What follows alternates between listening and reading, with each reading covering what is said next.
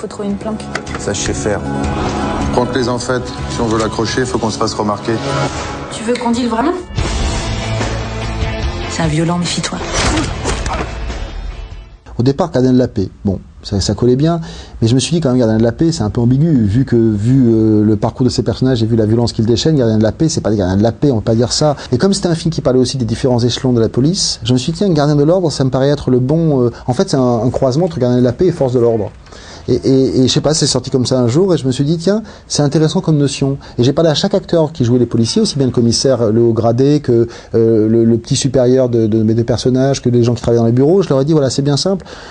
Tu es policier, tu es gardien de l'ordre au sens gardien de l'ordre social. Donc, comment tu ressens cette définition? Donc, un des caractères qui travaille dans les bureaux m'a dit, ah ben moi, si je la ressens, mon personnage, il est opus dei. Il est intégriste, très froid. Pour lui, l'ordre, c'est l'ordre absolu. Le commissaire m'a dit, il a mis cette réplique d'ailleurs de Goethe, mieux vaut une petite injustice qu'un grand désordre. Le commissaire me dit, ah ben moi, l'ordre, c'est pas d'embrouille, pas trop de désordre, et on s'arrange comme on peut. Et chacun, finalement, arrivait à appréhender son personnage, ça me permettait de parler à tous les policiers. Et je pense que les policiers sont des gardiens de l'ordre. Je veux dire, la police, ce sont les gardiens de l'ordre social. Alors, ça peut parfois être juste, parfois peut être injuste. Il y a des policiers, on les voit dans les faits divers, qui créent du désordre. Ce sont, on va dire, les mauvais éléments de la police. Mais je ne pense pas. Je trouvais que c'est la notion la plus juste parce qu'elle peut aller de l'ultra-fascisme à la police la plus proche des gens, proche de la rue, et qui va penser que par une connexion humaine avec les citoyens, elle arrivera à préserver l'ordre social. C'était une notion finalement assez objective, l'air de rien, qui sonne un peu dure, mais finalement, quand on y réfléchit, c'est une notion assez vaste. Si ce type a tiré parce qu'il était drogué, va falloir le prouver. Pister cette cam, retrouver son dealer. On a recomposé en fait une cité à partir de bouts de la Défense, de bouts qui sont du côté de la Grande Bibliothèque, de bouts qui sont à Issy-Moulineaux. On a recomposé une ville comme ça, un peu froide, un peu à l'architecture un peu moderne, pour plusieurs raisons. La première, c'est parce que Paris est une ville très filmée. Donc retourner dans les mêmes rues qu'on a déjà vues dans d'autres films, c'est toujours un peu ennuyeux pour soi-même. Donc si c'est ennuyeux pour soi-même au moment du tournage, ça va aller pour le spectateur. Même s'il ne reconnaît pas les lieux, c'est la même ambiance. Ça, c'est la première chose.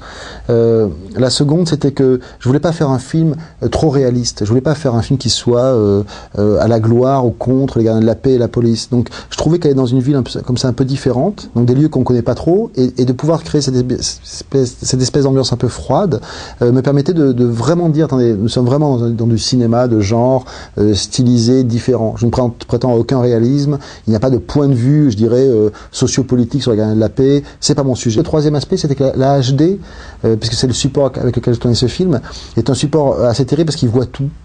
Donc si vous tournez dans une rue de Paris, on ressentira l'immeuble qui n'a pas été ravalé, de l'immeuble qui a été ravalé, et ça fait un effet de réel très fort.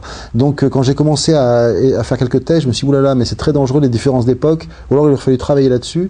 Et puis je me suis rendu compte que, puisque c'était un support qui était nouveau, aller dans des architectures nouvelles, ça correspondait bien, ça permet de faire des lignes de fuite. Pour toutes ces raisons, ça devenait intéressant. Je voulais aussi que le travail de mes gardiens de la paix, ce soit un travail qui soit dur et difficile, non pas parce qu'ils sont confrontés à une réalité sociale, sordide, crasseuse. Je voulais sortir de tous ces clichés du polar, qui sont des clichés qui peuvent donner de très grands films, mais on les voit beaucoup, pour arriver dans une vie qui soit difficile, simplement parce qu'elle est déshumanisée. Je me suis dit, c'est un peu comme dans l'univers des Sims, le jeu vidéo, ce sont des flics Sims.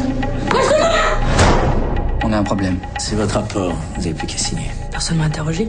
Le jeune homme sur qui vous avez tiré est fils de député. À partir du moment où un metteur en scène commence à raisonner en termes thématiques, c'est dangereux pour lui. Et il y a des cinéastes qu'on voit s'abîmer comme ça. C'est-à-dire qu'il y a quelques cinéastes américains, quand ils arrivent en Europe et puis qu'ils s'aperçoivent qu'en Europe, on pense leur travail, etc., ils se mettent à lire les articles, ils se mettent à penser leur travail, et ils deviennent, de mon point de vue, moins bons. C'est-à-dire que Femme fatale de De Palma pour moi, c'est un sous De Palma. Il est arrivé en France, Samuel Fuller à la fin de sa vie. Il y a White Dog, son avant-dernier film est un film extraordinaire. Et puis il est arrivé en Europe, à la Cinémathèque lui rendu hommage, il a commencé à vouloir faire des films un peu thématiques, et je trouve que c'est pas ses meilleurs films.